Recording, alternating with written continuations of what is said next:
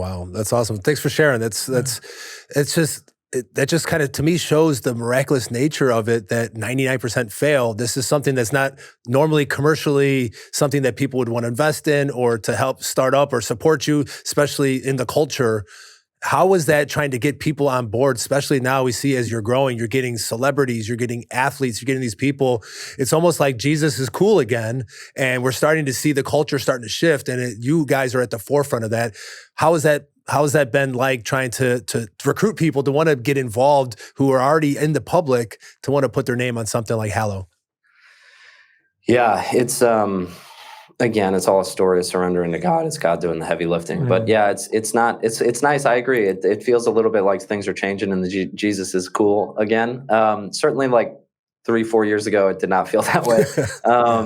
And I don't know. It's even today. It's when we get so caught up in like the religious world or the faith world, or we have been in it for a while, it can, you kind of forget this. But like Hollywood, especially Silicon Valley, New York, but especially Hollywood, is not primarily a fan of Jesus, and it's like really hostile. And so a lot of these folks, especially celebrities or actors or musicians or whatever, like, you're told your career is going to end. You're told this is terrible for you. You're told no one's ever going to work with you again. You can't do the Jesus thing. This is awful. Everybody's going to hate you for it. And it takes real courage on the part of these folks.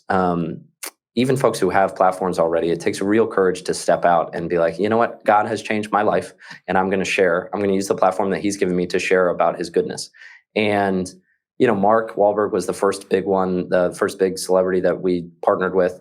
And, you know, he's a bit more unique because he kind of does his own thing, doesn't really care what anybody else says, which is nice and very helpful. And he was, you know, obviously instrumental in the very beginning of Hallow.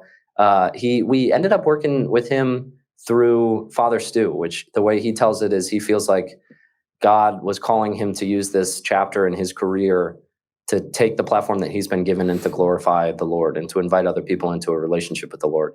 And so he was like, okay, God wanted me to do this Father Stu movie, which he funded and did himself and all this stuff. And he was like, this is my one thing, God, I'll give you the movie. And then I can call it, you know, that's, I checked the box. I did my service to the Lord. And he was like, and then he just tricked me into dedicating my whole life to him. And I was like, yeah, that's usually how it works. You like crack open the door a little bit, and then he's like, all right, I'll take the rest.